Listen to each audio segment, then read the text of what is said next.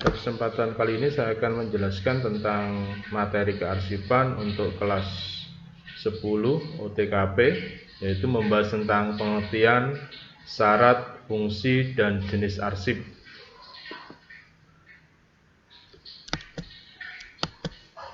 Yaitu yang pertama membahas tentang pengertian arsip. Arsip dari kata atau dari segi bahasa ada 4, yaitu bahasa Belanda disebut arsip. Ini dari bahasa Belanda disebut arsip. Dari bahasa Inggris disebut arsivum atau arsif. Dari bahasa Latin disebut arsivum atau arsium. Sedangkan dari bahasa Yunani, kata arsip berasal dari arse atau arsipseton. Itu dari bahasa tentang arti kata arsip. Terus menurut beberapa pengertian, ini menurut International Standard Organization atau disingkat ISO, arsip adalah informasi yang disimpan dalam berbagai bentuk, termasuk data dalam komputer, dibuat dan diterima serta dikelola oleh organisasi maupun orang dalam transaksi bisnis dan menyimpannya sebagai bentuk aktivitas. Jadi itu menurut ISO. Selanjutnya pengertian arsip menurut De Lianghi. Dikatakan arsip adalah kumpulan warkat yang disimpan secara sistematis. Jadi menurut sistem tertentu karena mempunyai suatu kegunaan agar setiap kali diperlukan dapat secara cepat ditemukan kembali. Jadi ini suatu arsip dibutuhkan sewaktu-waktu dan kemudian dapat ditemukan dengan cepat tanpa menunggu lama.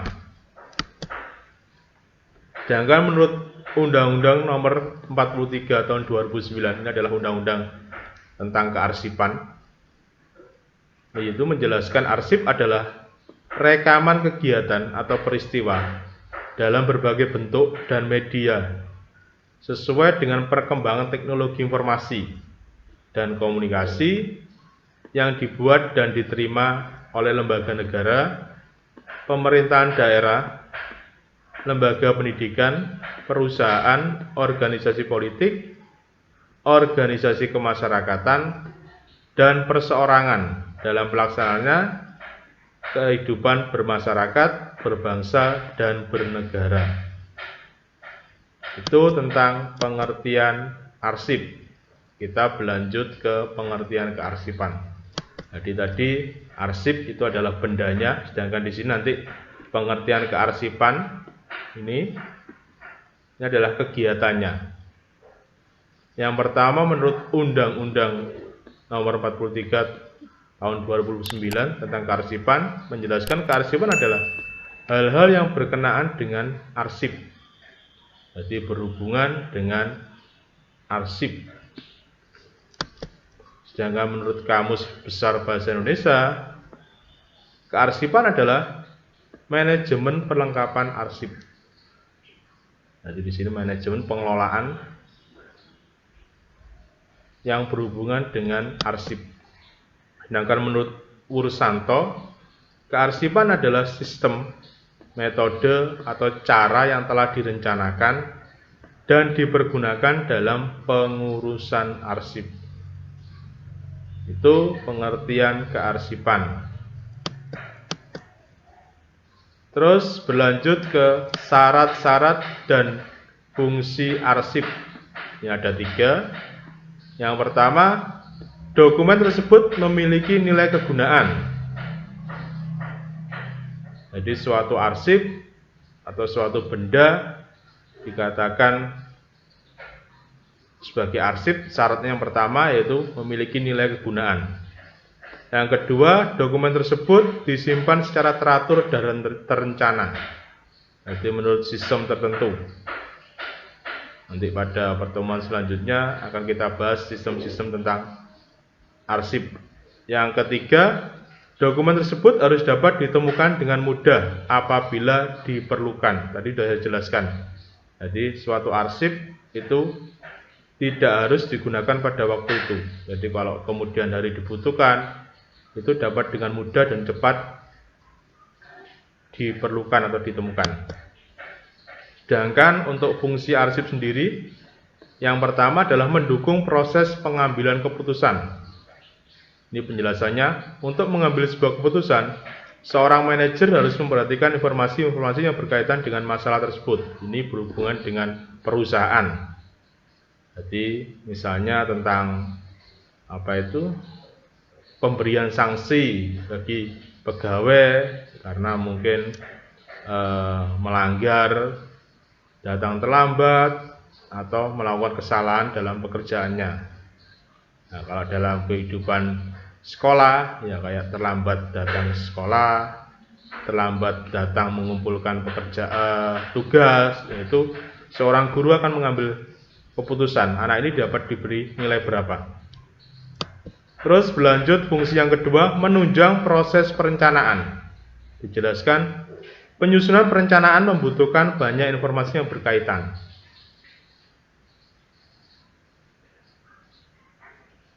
Jadi informasi-informasi ini atau perencanaan ini dapat dari fungsi arsip itu tersendiri. Berlanjut ke fungsi yang ketiga, yaitu mendukung pengawasan. Dalam melakukan pengawasan diperlukan informasi mengenai rencana yang telah disusun, apa yang telah dilakukan dan apa yang belum dilakukan. Jadi pengawasan mungkin dalam suatu perusahaan dikontrol tentang penjualan barang. Itu bisa dilihat sama produk ini di bulan kemarin laku keras atau laku banyak, otomatis diawasi atau tengahnya dijaga jumlah produknya jangan sampai kosong karena dibutuhkan banyak konsumen. Itu maksudnya poin yang ketiga ini, mendukung pengawasan. Dan yang belum dilakukan, jadi sebagai perencanaan, jadi merencanakan yang belum dilakukan. Lanjut ke fungsi arsip yang keempat, sebagai alat pembuktian. Maksudnya di sini dalam lembaga pengadilan banyak dihasilkan informasi yang terekam dan suatu saat nanti dapat digunakan kembali oleh lembaga pengadilan itu sendiri. Jadi ini untuk menentukan hukuman. Umpama ada kasus napi atau narapidana itu mungkin melakukan kejahatan. Nah, di situ kan pasti ada bukti-buktinya. Nah, itu disebut sebagai arsip. Jadi narapidana ini mau dihukum berapa, mungkin berdasarkan pasal berapa, yaitu fungsi dari arsip itu sendiri sebagai alat pembuktian. Sedangkan yang kelima yaitu memori organisasi. Dijelaskan seluruh kegiatan yang dilakukan oleh suatu organisasi, baik itu transaksi, aktivitas internal serta eksternal, akan direkam dalam bentuk arsip. Jadi kegiatan perusahaan atau organisasi, atau mungkin saya contohkan di kegiatan sekolah, jadi kegiatan Bapak Ibu itu untuk menilai siswa atau untuk memberikan nilai di rapot itu pasti ada bukti-buktinya. Jadi pengumpulan tugas, terus kecocokan dengan apa yang diinginkan oleh Bapak Ibu, jadi sesuai dengan kunci jawabannya tidak, jawabannya ini, terus keterlambatan atau tidak ketepatan dari pengumpulan. Nah, ini dari memori organisasi. Jadi untuk fungsi dari memori organisasi. Berlanjut ke jenis-jenis arsip. Di sini nanti ada beberapa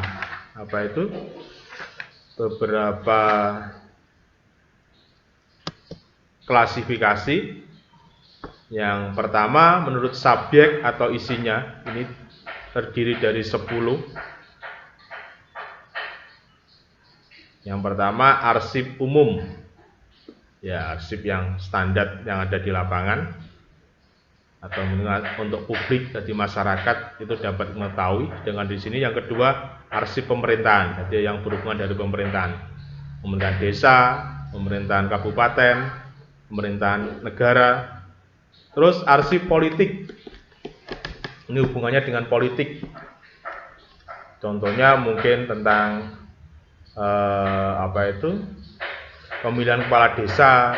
Nah, itu arsip politik, pemilihan bupati, hasil-hasil dari pemilihan tersebut itu adalah termasuk arsip politik. Dan selanjutnya adalah arsip keamanan dan ketertiban. Ini kalau ada hubungannya dengan di sekolah, ya tata tertib siswa. Nah, ini contoh dari yang poin keempat. Yang kelima, arsip kesejahteraan. Ini tentang mungkin suatu keluarga dikatakan miskin atau kurang mampu. Nah, dilihat dari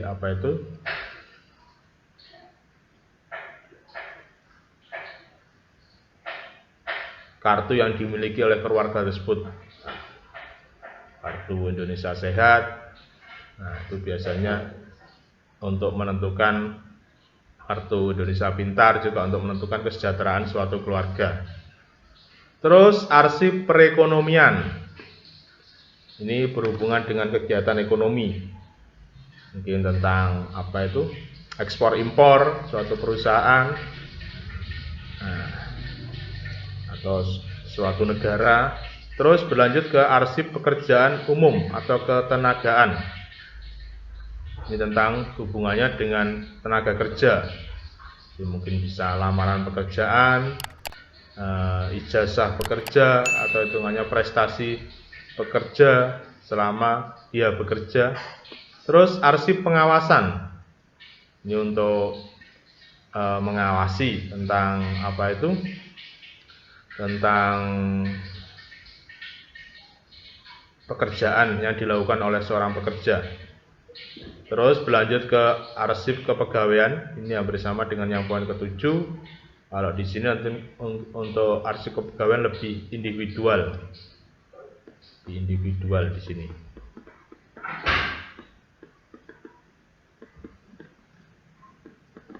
Kalau yang tadi lebih umum. Terus arsip keuangan, jadi berhubungan dengan uang atau peruangan yang ada di dalam suatu perusahaan. Itu berlanjut ke jenis arsip yang dari klasifikasi yang kedua, yaitu menurut bentuk dan wujudnya. Bagi 4 ada arsip tekstual, ini berupa tulisan, bisa buku, mungkin koran, majalah, ini arsip tekstual. Jangan arsip pandangan dan pandangan dengar, jadi bisa dilihat dan bisa didengarkan. Nah, mungkin media sosial itu kan bisa ada yang berupa tulisan dan ada yang berupa suara. Sedangkan arsip kartografi atau arsitekturan, ini tentang mungkin sketsa suatu rumah atau model suatu rumah, desain sebuah rumah, kantor, atau mungkin jalan atau bangunan, kan biasanya ada desainnya. Nah, itu bisa dikatakan suatu arsip. Sedangkan arsip komputer ini disebut juga sebagai arsip elektronik yang sekarang banyak kita temukan dalam bentuk file, dalam bentuk di sebuah hard disk atau di flash disk, arsip ini. Terus menurut nilai gunanya ini dibagi menjadi 7. Yang pertama bernilai guna administrasi. Ini saya hubungkan atau saya contohkan dalam kegiatan kita di sekolah. Contohnya yang sudah pernah kalian lakukan sebelum masuk ke sekolah ini, yaitu membawa fotokopi ijazah, fotokopi KTP. Nah, itu untuk kegiatan administrasi, jadi membuktikan bahwa kalian sudah mendaftar di sini. Terus nilai guna hukum, nah, contohnya tadi ijazah, jadi membuktikan bahwa kalian sudah bersekolah atau lulus di sekolah mana, SMP mana, sama SMP. Nah, sedangkan bernilai keuangan, nah, mungkin kemarin sudah saya melakukan tentang daftar ulang, kan biasanya dikasih bukti pembayaran. Itu contoh dari arsip bernilai keuangan. Terus bernilai guna kebijaksanaan. Nah, ini kebijaksanaan berhubungan dengan tadi, kayak tata tertib tadi. Yang poin kelima, berguna untuk pelaksanaan kegiatan. Ini memberikan informasi seumpama tentang KBM yang akan kita lakukan, jadwal. Jadi KBM kemarin mulai tanggal 13 Juli, kan ada jadwalnya di situ, hari apa, pelajarannya apa, gurunya apa. Terus bernilai guna sejarah. Ini seumpama kalian usianya berapa dilihat dari akte kelahiran. Jadi kalian dilahirkan tahun berapa, tanggal berapa, itu menunjukkan arsip bernilai guna sejarah. Jadi sejarah buat kalian. Terus bernilai guna penelitian. Ini sekarang masa pandemi, tentang adanya virus corona. Jadi ahli kesehatan menyimpulkan bahwa virus ini sangat berbahaya. Begitu juga untuk orang yang punya penyakit yang mungkin kalau digabungkan dengan virus corona itu sangat mematikan virus ini. Itu tentang jenis-jenis arsip menurut nilai kegunaannya atau nilai gunanya. Terus berlanjut jenis-jenis arsip menurut sifat kegunaannya. Ini dibagi ada 4. Yang pertama adalah arsip esensial, yaitu arsip yang tidak memiliki nilai kepentingan apapun. Jadi mungkin bersifat umum. Maksudnya arsip esensial.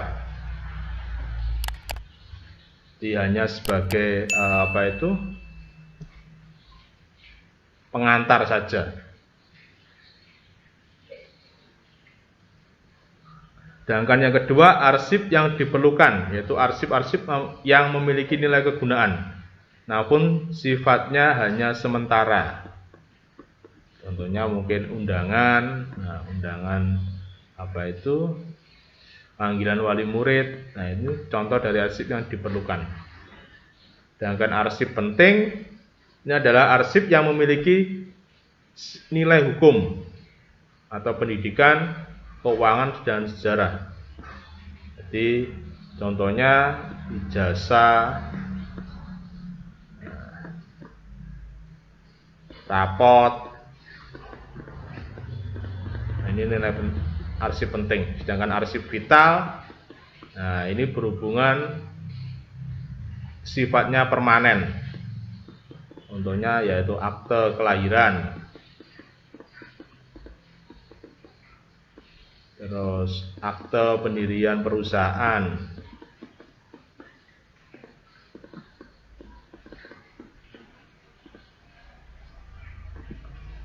contoh dari arsip vital. Itu jenis-jenis arsip menurut sifat kegunaannya. Berlanjut ke arsip menurut frekuensi penggunaannya. Ini dibagi menjadi 3, arsip aktif, pasif, dan abadi. Apa itu arsip aktif? Yaitu arsip yang sering digunakan untuk keperluan tertentu.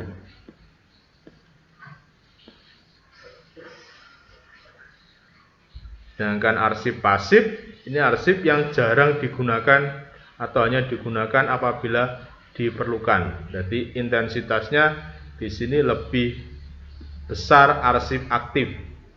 Jadi mungkin arsip aktif bisa digunakan tiap hari, sedangkan arsip pasif mungkin 1 bulan sekali. Sedangkan arsip abadi di sini adalah arsip yang penting dan berlaku untuk selama-lamanya. Nah, contohnya tadi tentang arsip akte kelahiran, akte pendirian perusahaan itu dikatakan atau disebut sebagai contoh dari arsip abadi.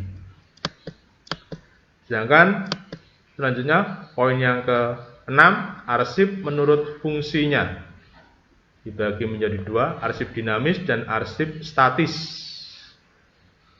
Penjelasannya untuk arsip dinamis yaitu arsip yang digunakan secara langsung dalam kegiatan penciptaan arsip dan disimpan dalam jangka waktu tertentu.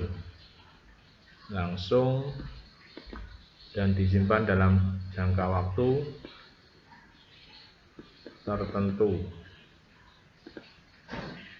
Sedangkan arsip statis yaitu arsip yang tidak digunakan secara langsung. Jadi tidak langsung di sini. Baik, arsip dinamis tadi digunakan secara langsung, sedangkan arsip statis tidak langsung.